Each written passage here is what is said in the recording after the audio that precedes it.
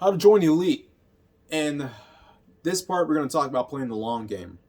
Now, shout out to Jay the Black, which he was just making a video, and that one sentence just blew up in my mind to the point in which I feel inspired to make this video. So, playing the long game.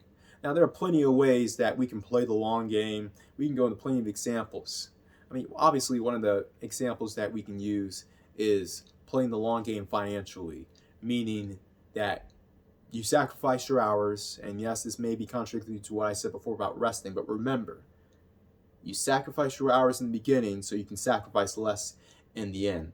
So on the front end, you play the long, you put in the work, you put in the hours, especially if you come from nothing, you've had nothing, so that later on you can work like no one else, meaning you work, I don't know, 30 hours, 20 hours, and you get the same results as you did when you were playing the long game. Trust me, the long game, in my opinion, is not something that one should do forever.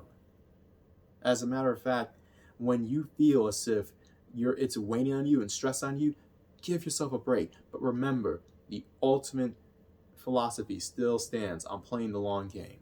Now, the long game can also come when it can also apply when it comes to just social stuff, like, not doing the weekend stuff, doing the typical stuff that everybody does on the weekend.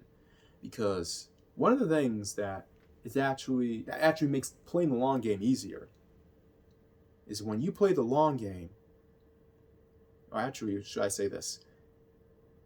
Playing the long game easier, you know when that is? When it's easier to play the long game? When everyone else is playing games. Exactly. Playing the long game is easier when everyone else is playing games because, one, you don't have much competition. Even if it's competition to find a workout spot or a machine in the gym. Also, if you got to do stuff, obviously everyone else is distracted. Like, for instance, perfect example, Friday and Saturday nights. What are most people doing? Going to a club. Or even going to a bar, just lollygagging and sitting back and kicking back like a lot of these people achieve something. I'm like, really? These people of all people are relaxing? These people of all people are popping bottles? Bring your checkbook! What'd you earn this week? Bring your W-2! What? I only see, what? $500 you got paid this week. What is that? What is that? You put bones. Go to the club. Don't worry. Because while they're lollygagging, you're playing the long game. You're playing the long game. You're in it for the long haul. You're doing the long division. And I get it. A lot of us guys who play the long game, even we're still human. And a lot of us want to play the long game so that we can get in a position where we can be just as not shiftless, but we can kick our feet up as well. But a lot of us are smarter. And we know how to do it the right way versus just kicking our feet up from the beginning and then dealing with BS down the line. A lot of us, and just admit it if you're in the comment section, you want to play the long game, so eventually you can get in the yacht with a bunch of dots bouncing on you can fill in the rest. Now, but nonetheless, you still got to play the long game if you want that to last longer. If you want those experiences to actually be solidified, and if you don't want to pay for it with an arm and a leg. Let's just be honest. And playing the long game, obviously, as I said, one of the ways you can play the long game is just sacrificing your time for leisure time, for your working time, for your hustling time, your grinding time. Obviously, another way you can do it, one of my favorite ways to do it, obviously, is to go to the gym late at night. One of the other ways that you can play the long game is basically just put in all-nighters, whether it's for work, whether it's for double shifts, overtime, double triple overtime, especially this day and age. Apparently March or April. It was one of these months where you had a record amount of people quit their jobs. A record amount of people, as if UBI is going to save the day, right? Okay, whatever. Oh, let me see what else. Playing the long game, right? I mean, for all you who are in middle and high school, right? Playing the long game. I know it's probably going to be more difficult for you all because apparently in American society, we raise our kids and teenagers to look down on the long game. And instead just lollygag and live a life as if you're on an episode of freaking Rick and Morty, right? And no, well, actually, that's probably a bad analogy because they actually do stuff. Versus, better yet, a reality TV show. I don't know, a Jersey Shore or a Real World, right? Or maybe that's just too much. Or that's too old for a lot of Gen Zers out there. Get the millennials will know what I'm talking about. Gen Xers, they'll know what I'm talking about. People want to essentially live that life, and even without the drama, they just want to live the partying and the hooking up and the booze, the drugs, and no, you gotta play the long game. Put down booze, put down drugs, put down the thoughts, and play the long game. And in other ways, you can play the long game.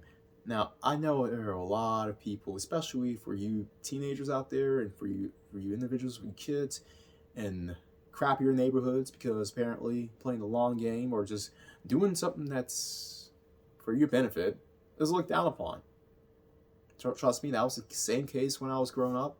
And I didn't grow up in the worst area, but let's just say I grew up in a place where a lot of people had some sort of complex or felt some sort of way that since they didn't grow up in the worst area, it wasn't that much great, but since they didn't grow up in the worst area, they have to compensate by acting as if they grew up in the hard streets of fill in the blank. And which in that case, I think it made it even worse for individuals who wanted to do something with their lives. But I digress. If you're dealing with individuals who are giving you crap, talking all this, now I'm not saying to let them bully you. Stand up in a way that you see fit. I'm definitely not saying go fists. I'm not promoting that on my channel, at least. But whatever you do, yes, there are times we get to stand up for yourself, but if it's something as simple as just, oh, you can get straight A's. Hey, look at me. Look at Keisha.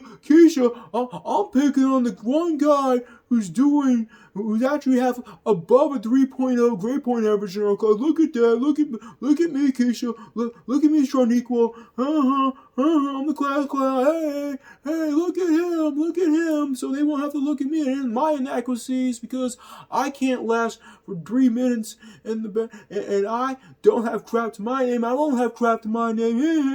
You know those kind of individuals, right? Man, why you studying, dog? Man, you need to be out with us, man. Come on, man. You lame, man. You look at the lame, Hey, Keisha, look at me. I'm pointing at the lame.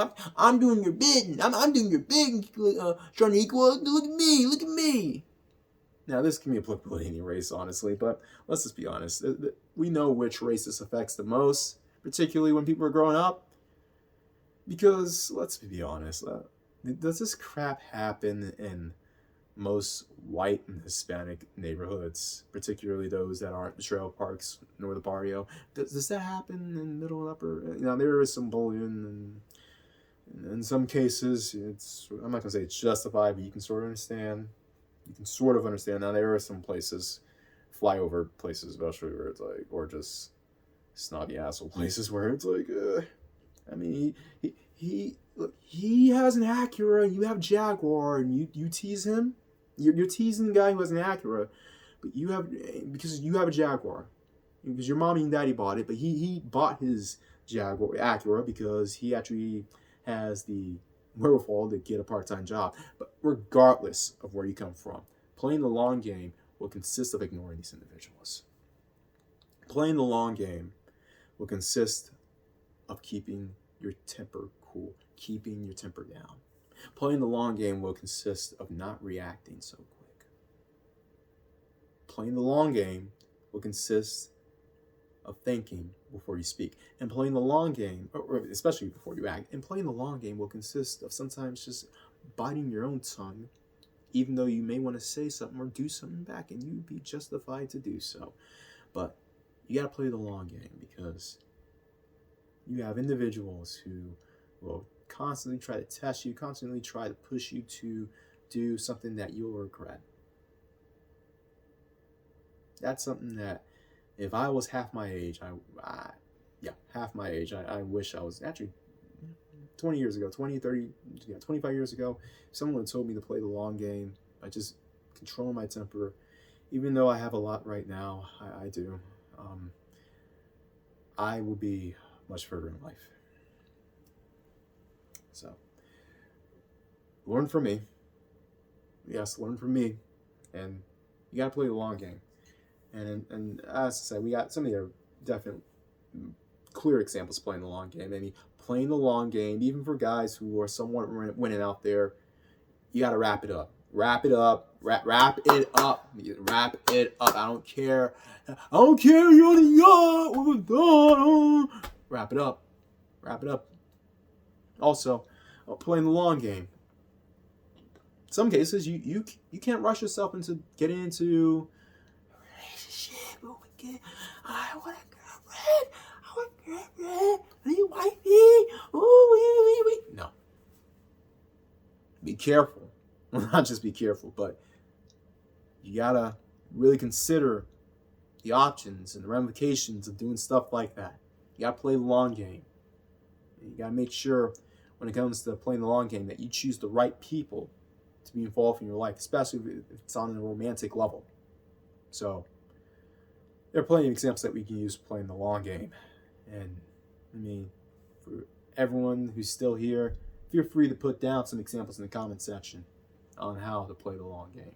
Everyone else out there, always bet on X.